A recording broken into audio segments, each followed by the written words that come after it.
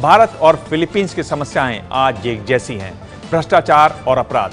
लेकिन कल ही शपथ लेने वाले फिलीपींस के नए राष्ट्रपति रोड्रिगो दुतर्ते ने जो रास्ता सुझाया है वो खौफनाक है। That there are those who do not approve of my methods of fighting criminality. They sale and use of illegal drugs and corruption. They say that my methods are unorthodox and verge on the illegal.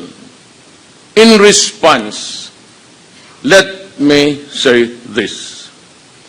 I have seen how corruption bled the government of funds which were allocated for the use in uplifting the poor from the mire that they are in. I have seen how illegal drugs destroy individuals and ruin family relationships. Look at this from that perspective and tell me that I am wrong. Philippines के राष्ट्रपति Rodrigo दुतर्ते ने देश के नाम पहले संदेश में साफ कर दिया है अपना खतरनाक इरादा। रोड्रिगो दुतर्ते ने सत्ता संभालते ही देशवासियों से अपराधियों, भ्रष्टाचारियों और ड्रग्स के धंधे से जुड़े लोगों की हत्या की अपील की है। दुतर्ते 1 लाख गुनहगारों की हत्या के हक में है। ऐसी अपील आपने कभी किसी देश के मुखिया की जुबान से नहीं सुनी होगी। मैं चेतावनी देता हूं, ये धंधे बंद करो। अगर तुम पुलिस वाले हो तो भी मैं तुम्हें मार दूंगा। अगर तुम किसी नशेबाज को जानते हो तो खुद जाकर उसे मार दो, क्योंकि उसकी हत्या उसके माता पिता के लिए मुश्किल होगी।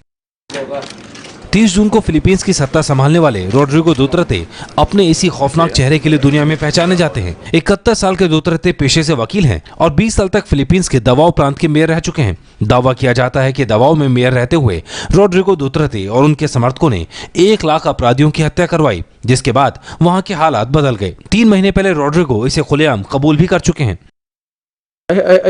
I must admit that I have killed. They 3 months early on, I killed about 3 people. दुतर्ते समर्थकों का दावा है कि इस खौफनाक कदम के बाद बाता दवाओ इलाकों में लोगों ने सिगरेट पीना बंद कर दिया। नाबालिग लड़कियों के देर रात घर से अकेले बाहर निकलने पर पाबंदी लगा दी गई और देर रात शराब की महफिलें भी बंद हो गईं। रोड्रिगो ऐसे कदमों को देश की शांति और विकास की पहली शर्त मानते हैं।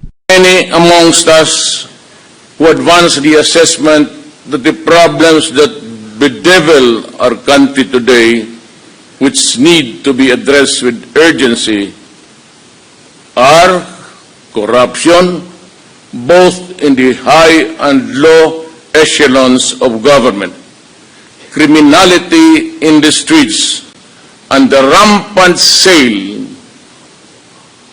of illegal drugs in all strata of Philippine society, and the breakdown of law and order, true but not absolutely so.